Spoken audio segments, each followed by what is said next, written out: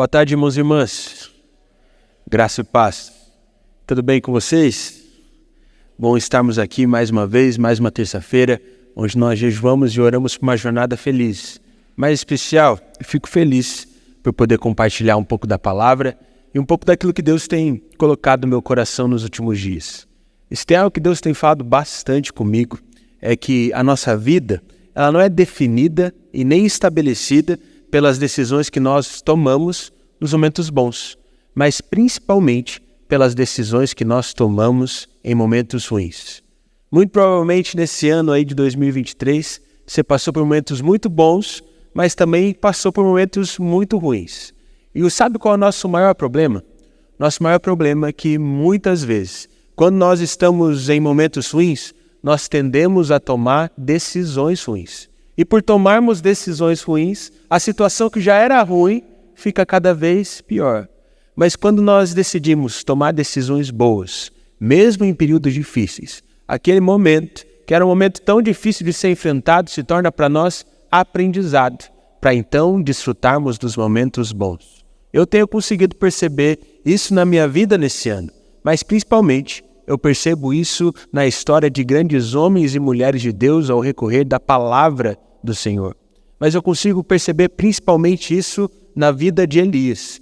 Porque se tem um homem que tinha toda a intenção do mundo e que podia reclamar muito mesmo, era Elias. Elias tinha tudo para ser um reclamão, porque ele vivia no meio de um povo que não honrava o Senhor. Ele vivia no meio de um povo que adorava Baal. Ele vivia no meio de um povo que estava idolatrando outros deuses. Mas sabe o que Elias fez? Ao invés de tomar uma decisão ruim e permanecer reclamando e falando mal do povo, ele decidiu buscar o Senhor. E ao buscar o Senhor pediu para que ele tomasse uma boa decisão, mas que não teriam boas consequências para o povo.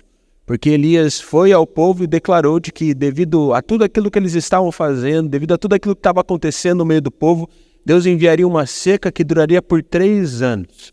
Irmão, eu não sei se você sabe, mas uma seca de 3 anos, naquele momento, era devastador. Hoje já seria quase impossível sobreviver, mas naquela época era difícil mesmo. Eu lembro que na época da pandemia, a gente ficou um tempinho sem água, né? Tinha que racionar, então, ter bastante cautela no uso da água, porque estava chovendo pouco. Agora imagine na sociedade daquela época, ficar 3 anos de chuva. Foi exatamente isso que Elias sentiu que ia acontecer. Mas mesmo passando por um momento difícil, por estar no meio de um povo desobediente e passar 3 anos sem chuva, Elias estava bem tranquilo. Porque em um momento ruim, ele tomou uma decisão boa. E por 3 anos, o Senhor sustentou ele na caverna. Sabe o que a gente pode aprender com isso? De que não importa o quão errado as pessoas que estão ao nosso redor estejam. Se a gente buscar o Senhor e entrar na caverna para ouvir a voz dele, ele vai nos sustentar. Mesmo em meio a circunstâncias difíceis, ele vai falar conosco. Mas sabe o que eu acho mais interessante? É que nesse período de caverna, Elias estava sendo preparado. Porque esses 3 anos acabaram. E aí Deus chamou Elias para fazer algo grande. Para envergonhar os profetas de Baal. Para envergonhar as pessoas que estavam adorando outros deuses. E por isso Elias fez um ato que, se eu pudesse revisitar algum momento da Bíblia, eu queria muito ver esse momento em específico. Porque Elias vai lá, convida todo o povo para estar assistindo aquilo e faz como se fosse uma espécie de fogueira na frente de todo o povo. Olha para os profetas de Baal e diz o seguinte, se vocês aí realmente têm um Deus verdadeiro, eu quero que vocês façam essa fogueira acender só orando ao Deus de vocês. E os profetas de Baal começaram a tentar fazer um monte de coisas. Começaram a oferecer um monte de sacrifício, fazer um monte de oração, mas nada acontecia. Eu imagino a cara de Elias olhando para aquelas pessoas que estavam tentando fazer alguma coisa, dizendo, mal eles conhecem o meu Deus. Mas Elias era um homem que tinha fé. Por isso, naquele momento, além de só orar a Deus para colocar fogo naquela fogueira, Elias jogou água na fogueira. E aí ele olhou para o povo, olhou para os profetas de Baal e disse o seguinte, agora vocês vão saber quem é o verdadeiro Deus. E quando ele orou ao Deus de Israel, um fogo consumidor veio do céu e colocou fogo naquela fogueira. Uau!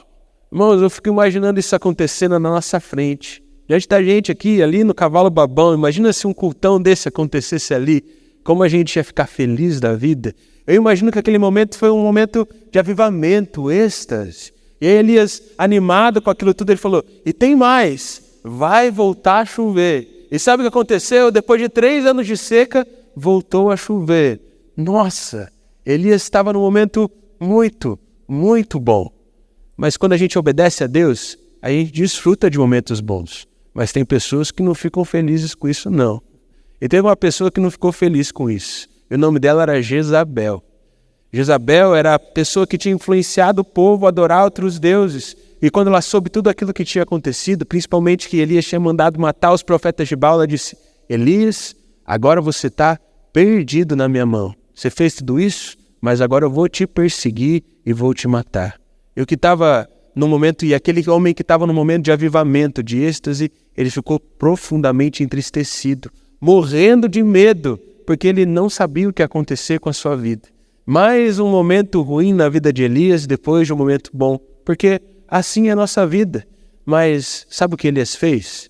Elias buscou o Senhor mais uma vez. E mesmo naquele momento de tribulação, naquele momento de dificuldade, o Senhor disse a Elias, levante-se e coma. E a comida que Elias comeu sustentou ele por 40 dias, numa viagem que ele fez andando até o Monte Horebe, que significa o monte de Deus.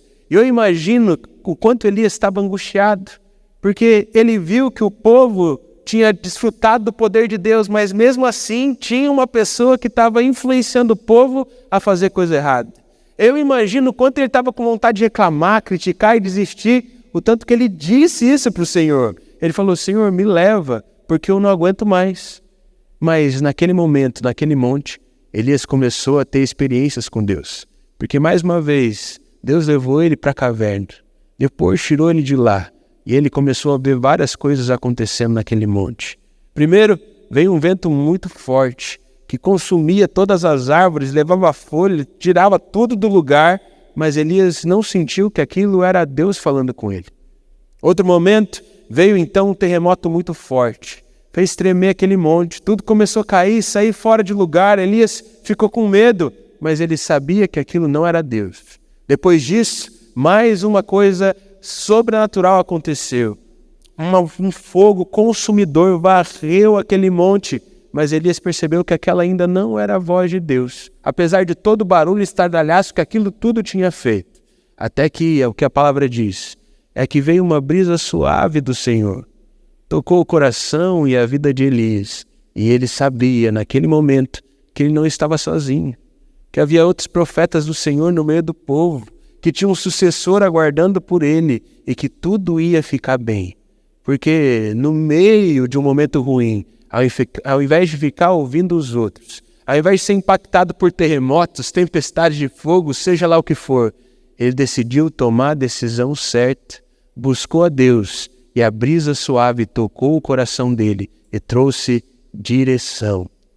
Irmão, sabe o que eu tenho percebido na nossa vida? É que a gente tem tentado, por diversas vezes, viver um avivamento. A gente quer que Deus faça algo sobrenatural na nossa família para que todo mundo seja transformado em um toque, em um instante. Às vezes a gente está esperando que algo aconteça num culto, aqui nessa igreja, que, meu Deus, tudo mudou de uma hora para outra.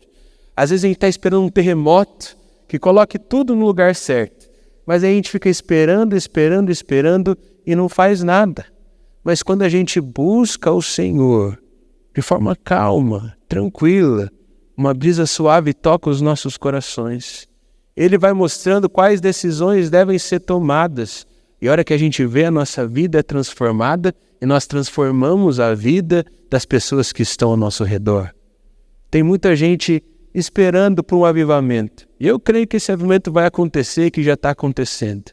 Mas antes do avivamento, o que a gente precisa mesmo é de uma brisa suave. Porque Deus não quer barulho. Deus quer avivamento de verdade.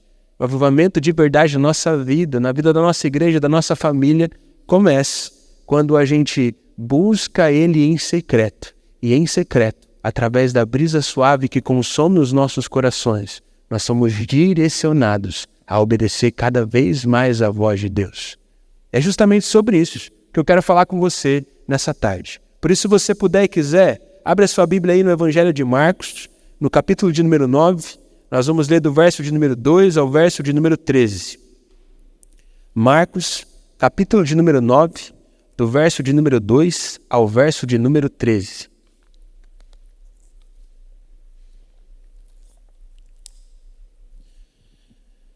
Eu vou ler a palavra na tradução NVI, espero que os irmãos consigam acompanhar a leitura junto comigo, onde a palavra do Senhor diz assim para nós: 6 dias depois, Jesus tomou consigo Pedro, Tiago e João e os levou a um alto monte, onde ficaram a sós. Ali ele foi transfigurado diante deles. Suas roupas se tornaram brancas, de um branco resplandecente, como nenhum lavandeiro no mundo seria capaz de branqueá-las. E apareceram diante deles Elias e Moisés, os quais conversavam com Jesus. Então Pedro disse a Jesus: Mestre, é bom estarmos aqui. Façamos 3 tendas, uma para ti, uma para Moisés e uma para Elias. Ele não sabia o que dizer, pois estavam apavorados. A seguir apareceu uma nuvem e os envolveu, e dela saiu uma voz que dizia: Este é meu filho amado, ouçam-no.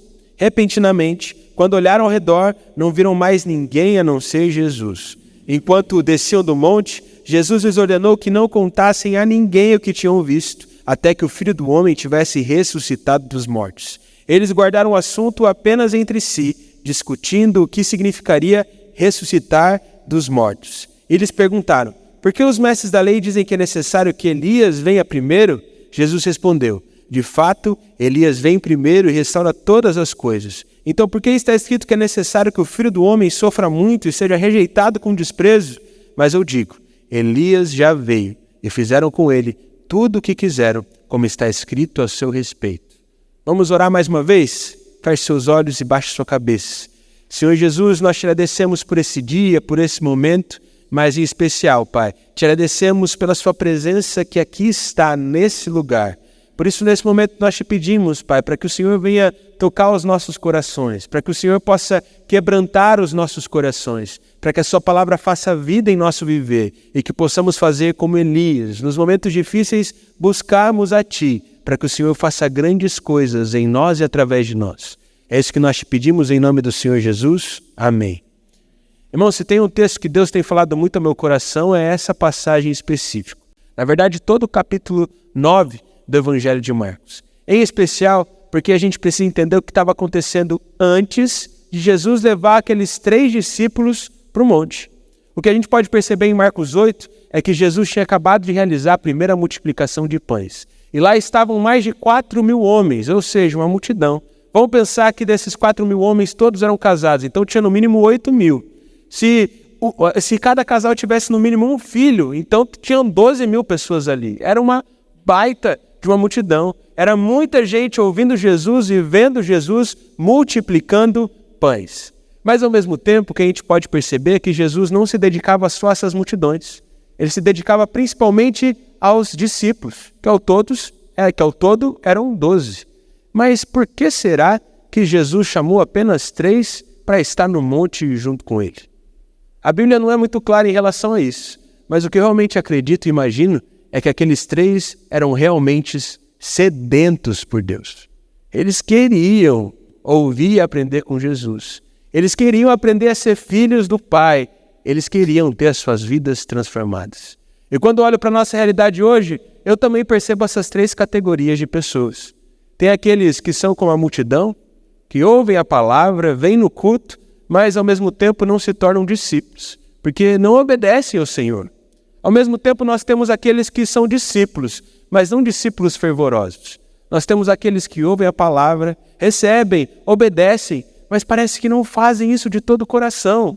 Até têm a sua vida transformada, mas parece que não são sedentos por Deus. Mas ao mesmo tempo a gente tem aquele grupo de pessoas que são sedentos, que querem a presença de Jesus, que querem impactar o mundo, que querem obedecer a palavra, não porque tem que obedecer, mas porque amam o seu Senhor. Eu pergunto para você, meu irmão, o que você tem sido? Só mais um na multidão? Um discípulo que só obedece? Ou aquele que realmente é sedento por Jesus? Porque só aquele que é sedento por Jesus vive, de fato, o propósito que Deus tem para as nossas vidas. Existe muita gente que parece que Jesus só tem espaço na vida dela na manjedoura. Porque parece que Jesus nunca é formado no coração dela, porque ela não está disposta a obedecer. Ela é movida ela é movida a empurrões de outras pessoas, de pregadores, de líderes de célula, de pastores, mas parece que não tem fome e por isso não continua perseverando no caminho do Senhor. Há um tempo atrás eu vi uma mensagem aqui de um pastor de Curitiba que me fez entender bastante sobre isso. E ele estava explicando sobre a diferença do ímpeto e do impulso. Eu vou confessar uma coisa para vocês, irmãos. Estou com bastante medo de dar essa explicação para vocês e acabar explicando errado. Por isso eu quero saber, tem algum engenheiro aqui entre nós? Não?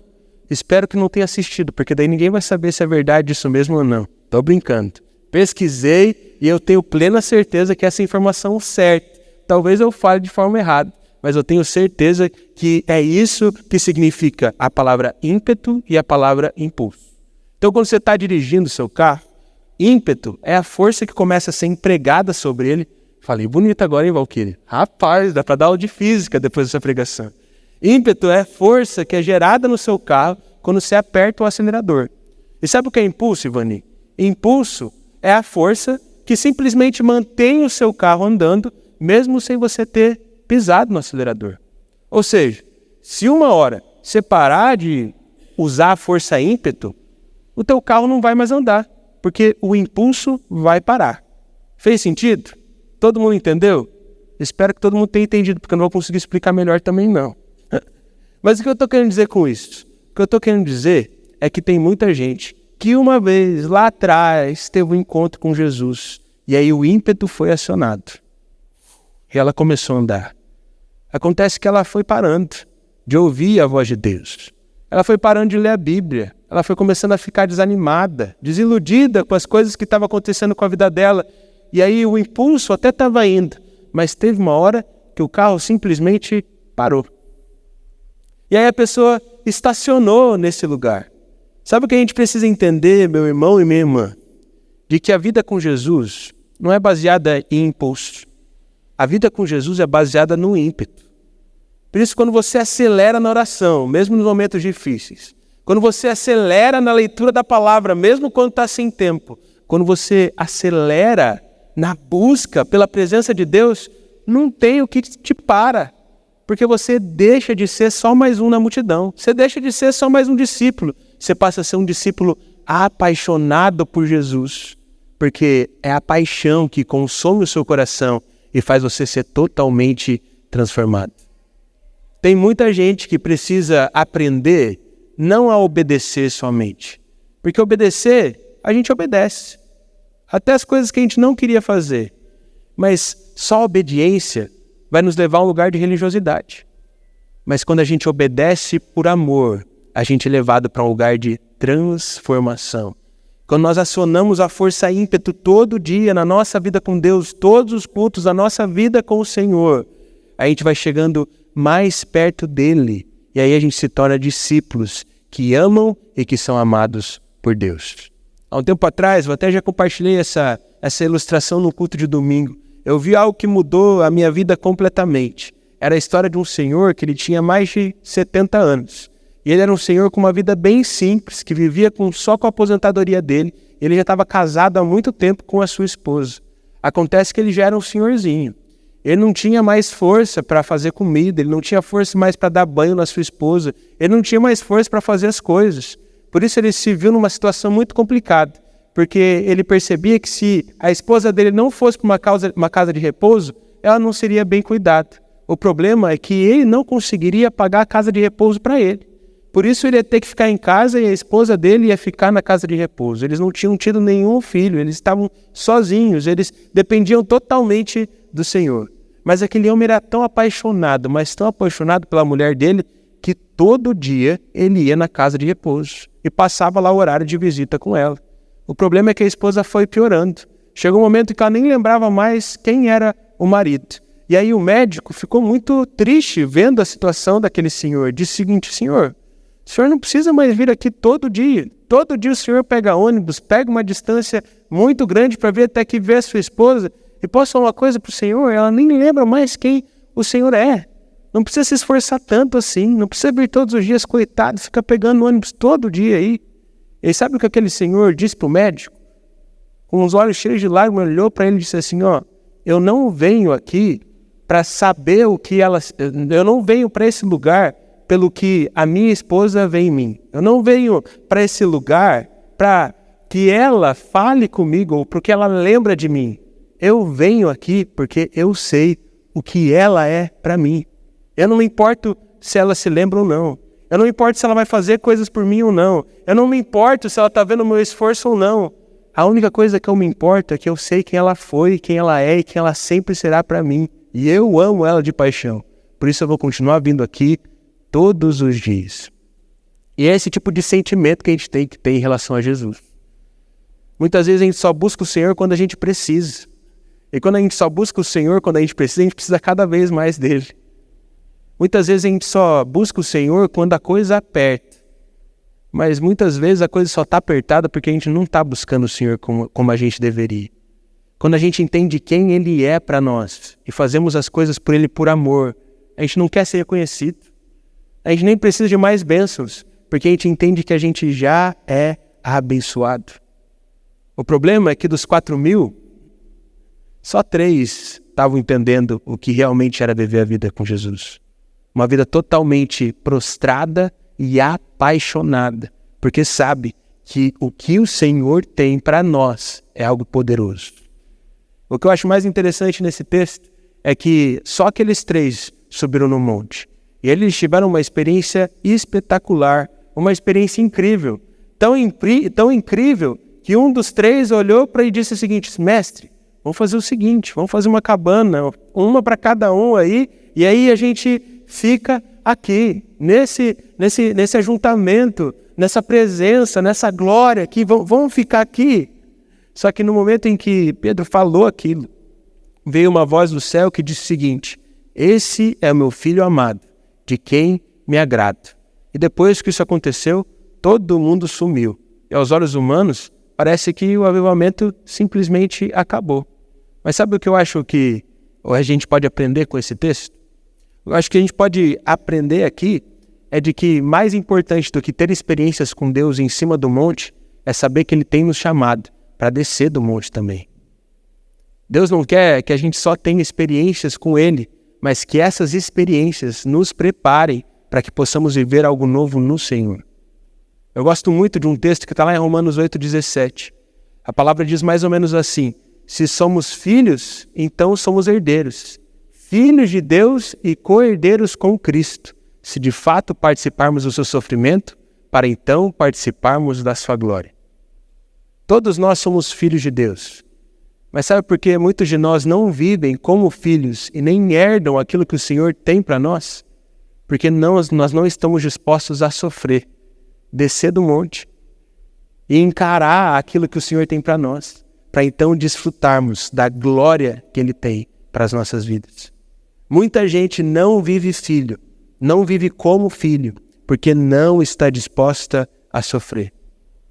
Tem muita gente que não escuta de verdade e por isso não pratica, e por isso não vive como filho de Deus, sendo que tem o direito disso. Há um tempo atrás eu estava numa igreja aqui de Curitiba, que eles fazem um trabalho muito bonito com surdos e mudos. É realmente inspirador, muito bonito mesmo. E aí a pessoa que estava palestrando e falando sobre isso, ela disse que a maioria dos mudos, na verdade, eles não são mudos. Eles só são surdos, mas eles não falam porque eles nunca ouviram. Então eles não aprenderam a falar. Sabe por que tem muita gente que não está colocando em prática a vida com Deus? Não se tornou realmente filho do Senhor? Porque apesar de ter essa disposição, de ter essa capacidade, não está disposto a escutar. E quem não escuta a voz do Pai, não é filho. E quem não é filho, não desfruta da plenitude que Deus tem para nós. E aí, quando a gente vive essa realidade, a gente vive a liberdade que o Senhor tem para cada um de nós. Eu acho muito interessante, porque justamente lá no capítulo 9 do Evangelho de Marcos, depois desse texto que nós lemos, a gente percebe que Jesus e os 3 descem do monte. E quando eles descem do monte, eles encontram os outros 9 discípulos tentando expulsar um demônio de um menino. Mas eles não conseguem expulsar esse demônio de jeito nenhum. E aí Jesus chega ali, pergunta o que tinha acontecido. E aí o pai daquele menino começa a explicar tudo aquilo que estava acontecendo na vida deles e fala que os discípulos que não subiram no monte não estavam conseguindo libertar o filho dele. Por isso, Jesus naquele momento pergunta: você crê que eu posso ajudar seu filho? E aquele homem disse: sim, eu creio, mas me ajuda na minha incredulidade. E aí, depois de ouvir aquele pedido desesperado do pai, sabe o que Jesus fez? Estendeu as mãos sobre aquele menino, fez uma oração e ele foi plenamente liberto. Porque só é liberto e é capaz de libertar quem realmente sobe no monte, entende que é filho de Deus e que tem uma missão a ser realizada. A gente precisa entender isso, meus irmãos, de uma vez por todas. Porque enquanto a gente não entender que a gente é filho, a gente não vai ser liberto e a gente não vai ser usado para libertar. E sabe o que eu acho mais interessante?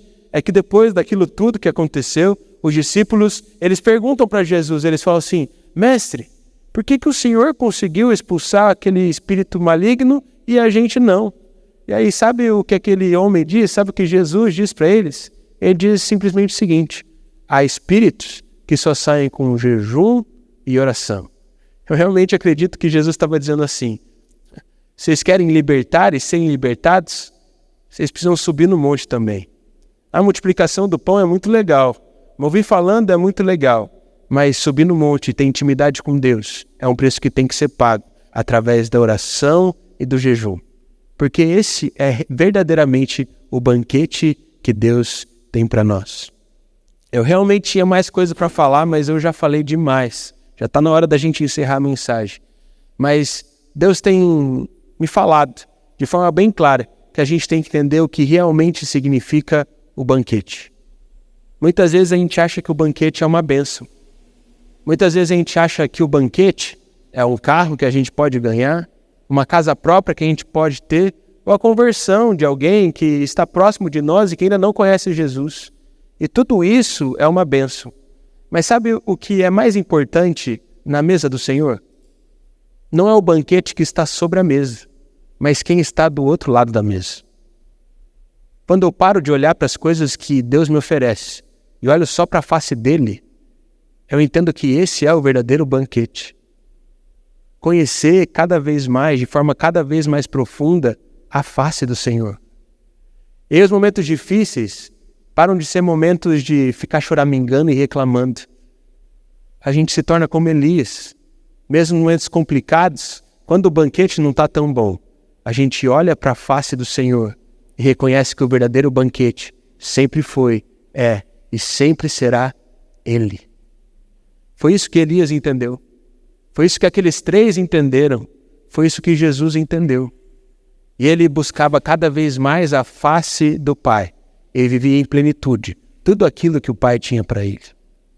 Para encerrar, o que a gente pode perceber é que enquanto eles estavam descendo o monte, os discípulos ouvem Jesus falando que ele era mesmo o Salvador, de que ele era mesmo o Filho de Deus. Mas eles perguntam: mas Elias não tinha que vir antes? E aí Jesus responde: Elias já veio, já deu o sinal, mas ninguém ouviu ele. Esse Elias era João Batista, mas hoje eu queria falar com você sobre o verdadeiro Elias. Aquele verdadeiro Elias lá do Antigo Testamento, no momento difícil, ele buscou o Senhor na caverna, foi sustentado por ele. E apesar de todo o barulho, ele entendeu que era a brisa suave que direcionava o coração dele para onde ele deveria estar. Esse é o sinal de Elias. João Batista também viveu no meio de uma sociedade que estava virada de cabeça para baixo. Ninguém queria ouvir mais a voz de Deus. Parece que Deus não falava mais. Deus ficou um período em silêncio.